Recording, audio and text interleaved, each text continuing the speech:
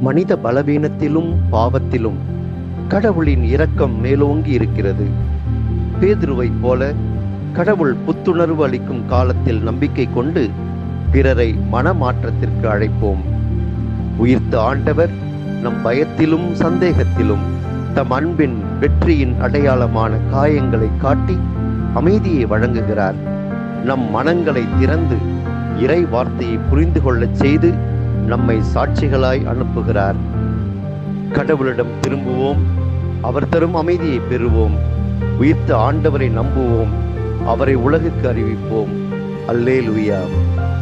எங்கள் அன்பு தந்தையே இறைவா, உம் திருமகன் இயேசுவினுடைய உயிர்ப்பு எங்களுக்கு புத்துணர்ச்சியையும் உத்வேகத்தையும் கொடுத்திருக்கிறது. இந்த அனுபவத்தோடு நாங்கள் இதை பிறருக்கு பகிர எங்களுக்கு நல்ல உள்ளத்தை தாரும். ஆமென்.